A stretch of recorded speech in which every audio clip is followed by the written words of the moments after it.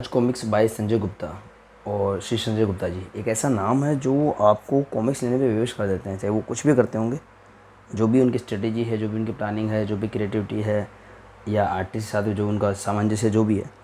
तो अगर फ़िलहाल मेरे पास में संजय गुप्ता जी के द्वारा जो भी रिलीज़ हैं वो सारे के सारे संग्राहक संस्करण अभी अवेलेबल हैं। इस सीरीज़ की मैं बात करूँ तो ये देखिए, number 1, number 2, number 3, number 4, number 5 and number 6, इस तरीके से इनका कुछ एक सीक्वेंस है। और इसमें काफ़ी कुछ मिसिंग था, मतलब ये 3 संग्राहक संस्करण जो है बड़ी अभी रिसेंटली मेरे पास में आए हैं। और नंबर 4 ये था वन रक्षक, जो काफ़ी टाइम से मिसिंग था और अभी भी आउट ऑफ स्टॉक है। तो ये एक ऐसा संग्राहक संस्करण है जो मैंने सेलर से ना परचेज़ करके, पब्लिशर से ना परचेज़ करके, अपने जो फेसबुक फ्रेंड्स वगैरह हैं उनसे परचेज़ किया, जिनके पास में अवेलेबल था और जो उसको सेल करना चाहते थे।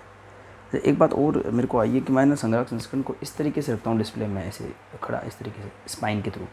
तो एक मेरी नज़र में आया, देखिए अभी ये चीज़ देखिए कि यहाँ से जो ऐसा गैप है ना, जैसे यहाँ पे देखिए गोलाई सी बन गई है और नीचे की तरफ यहाँ पे गोलाई सी नज़र आ रही है इस तरीके से। तो कहीं ऐसा तो नहीं कि इनको सीधा रखने की वजह से हो रहा हो, नहीं तो फिर इसको चेंज करें। देखो अगर मैं इसको ऐसे रखूँ तो क्या ये गोलाई कम होगी धीरे धीरे? देखो अभी इमीडिएटली थोड़ा फ़र्क पड़ा है। तो अब से इन संग्राहक संस्करणों को फिर ऐसे रखना शुरू करना पड़ेगा। आई थिंक लॉन्ग टर्म के लिए इस तरह से रखना ठीक नहीं है ना, मैं गलत तरीके से इनको शायद रख रहा हूँ। कर जो भी है चेंज किया जाएगा स्ट्रेटेजी को भी। तो अब बात करते हैं सीधा वन रक्षक की, जो 4 नंबर जिसको दिया है संजय गुप्ता जी ने। तो नंबर भी काफ़ी सोच समझ के दिए हैं। 1 नंबर और 2 नंबर जो उनके संग्राहक संस्करण है वो ऑफ कोर्स हमारे सबका फेवरेट, उनका भी फेवरेट है, जो नागराज, उनकी जो उत्पत्ति की या शुरुआत की जो 5 कॉमिक्स है उस पर ध्यान दिया गया था। अनुपम जी का कवर नंबर 1 और ललित जी का कवर नंबर 2 पे। नंबर 3 पे नरकनाशक नागराज को उन्होंने रखा, उनकी उत्पत्ति श्रृंखला की संग्राहक संस्करण लिखा।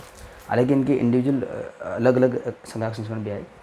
उसके बाद में जो है, इसके अलावा जो हमारा तीसरा नागराज है, आतंक हरता नागराज, तो उसके जो ये वॉल्यूम है ना, वॉल्यूम 1, 2, 3, 4, इनको उन्होंने जो है 6, 7, 8, 9, 10 ये नंबर दिए मतलब। तो नागराज को वहाँ खिसका दिया। बीच में 3 कॉमिक्स और आ गई, जिसमें एक तो हमारे को उद्गम श्रृंखला मिलती है भेड़िया की 4 नंबर पे। 5 नंबर पे डोगा उत्पत्ति, जिसका मैंने रिसेंटली अनबॉक्सिंग और रिव्यू किया है। और उसके बाद में 6 नंबर पे हमको रक्त रक्षक मिल जाता है। तो आइए बात करते हैं वन रक्षक के बारे में।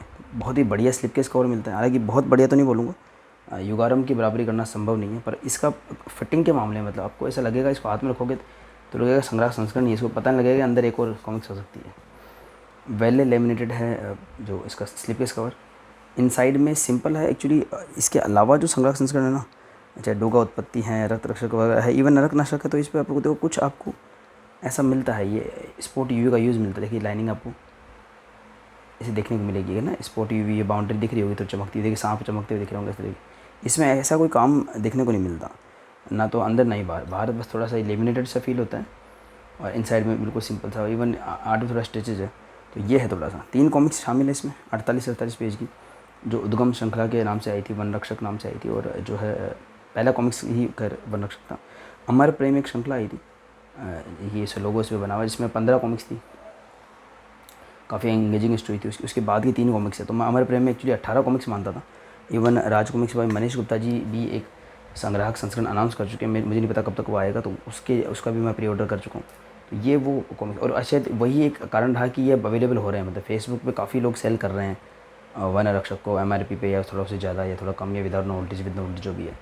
अदरवाइज़ पहले ये सेल भी कोई नहीं करता था, पर अभी सबको पता है कि मनीष गुप्ता जी लाएंगे, बिग साइज़ में लाएंगे और सारे 18 कॉमिक्स होंगे, तो एक तरीके से इसकी अब इतनी आवश्यकता रह नहीं गई है। और इसके पेपर बैग्स भी अब अवेलेबल हो गए हैं संजय गुप्ता जी की तरफ से। ये 3 पेपर बैग हैं, उनके कवर शामिल हैं। तो आइए बात देखते हैं इसमें क्या क्या है।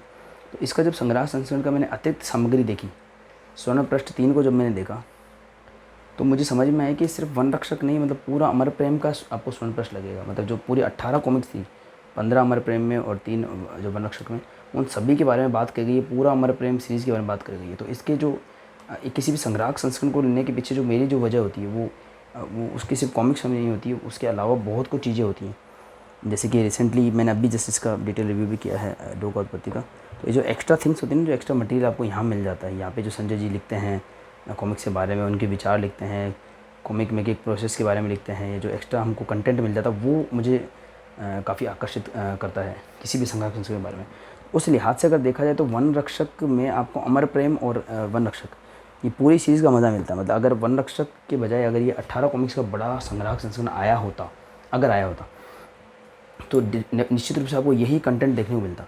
तो भले इसमें आवरण दीर्घा में सिर्फ 3 ही कवर शामिल किए गए हैं, लेकिन अंदर आप देखेंगे तो सब के बारे में बात करी गई है। पूरी अमर प्रेम श्रृंखला के बारे में बात की गई है। हालांकि इसका बिग साइज़ 2 वॉल्यूम में संजय जी भी अनाउंस कर चुके हैं, पर आई डोंट थिंक कि अभी तक उसका कुछ अपडेट आया है।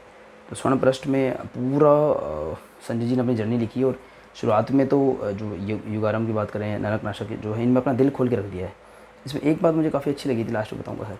तो उन्होंने पूरा भेड़िया, पहले तो अपनी जर्नी के बारे में बात करी, फिर किस है ना नागराज के बारे में बात करी, फिर भेड़िया के बारे में बात करी, फिर अमर प्रेम की कॉमिक्स जैसे प्रेम ऋतु है, मैंने काउंट भी की थी, सबके बारे में बात की थी। प्रेम ऋतु के बारे में कितना लिखा उन्होंने, ठीक है। कोबी प्रेम है, और इवन कोबी और भेड़िया का भी देखिए नाम बोल्ड में छपा हुआ है, जो कि काफ़ी इंपॉर्टेंट कॉमिक्स है भेड़िया की एक लाइफ में। पूरी सब कॉमिक्स में बात की देखिए, गुरु भोकाल, कोबी दक्षिणा, और आप देख सकते हैं कितना कंटेंट लिखा उन्होंने कि कॉमिक्स के बारे में। तो सच में काफ़ी कुछ लिखा है, बहुत बहुत ही इंटरेस्टिंग लिखा उन्होंने। अमर प्रेम, जो एक्चुअली पूरी सीरीज़ का नाम ही अमर प्रेम था, और उसके कुछ ऑल्टरनेट आर्ट वगैरह भी शेयर किया उन्होंने। प्रेम मतलब जो भी था ना, अमर प्रेम की जो सीरीज़ में पूरी 15 कॉमिक्स आई थी, आप देख सकते हैं। आप धूत है, प्रेम पिशाच है, प्रेम तड़प, प्रेम प्रतीक, जो भी सब के बारे में जो भी उनके विचार थे, बातें, उससे प्रेम रत्न, प्रेम अश्रु, प्रेम शाद, सब के बारे में लिखा। तो बहुत कुछ लिखा उन्होंने। आपको ऐसा लगेगा पूरा अमर प्रेम सीरीज़ का एक ग्रीन पेज पढ़ रहे हैं। उसके बाद आती है बात वन रक्षक की। तो अब यहाँ से शुरू होती है वन रक्षक। देखिए, तो वन रक्षक उसके बाद 16वीं जो कॉमिक्स थी उसके बारे में लिखा, 2010 में आई थी ये। देखिए शापित रक्षक और आहुति, 3 कॉमिक्स इसमें शामिल है। तो पूरा आपको अमर प्रेम सीरीज़ का एक तरीके से स्वर्ण पृष्ठ देखने को मिलेगा। और पूरा इसमें इन्होंने लिखा है किस तरीके से, क्योंकि 18 कॉमिक्स आई है, उसमें काफ़ी उतार चढ़ाव भी आई, आर्टिस्ट भी चेंज हुए, तो सारा बताया किस तरह से जर्नी को कंप्लीट किया गया। और लास्ट में देखिए ये अच्छा लगा मुझे लिखा हुआ कि नई कॉमिक्स की कीमत अब लागत अनुसार है कि यह रचनात्मक कार्य है, किलो के हिसाब से कीमत नहीं आगे आ सकती। ये है खैर, हालांकि जो कॉमिक्स महंगी भी है, मैं मानता हूँ सब कुछ है, पर हमारे पास ऑप्शंस भी काफ़ी अवेलेबल होते हैं। जैसे कि इसी के पेपर बैक आपको 300 रुपये में अवेलेबल थे पहले, थोड़ा सा ज़्यादा मान लो विद डिस्काउंट वगैरह भी इतनी अच्छी डील वगैरह तो मिल जाते हैं, ऐसी बात नहीं है।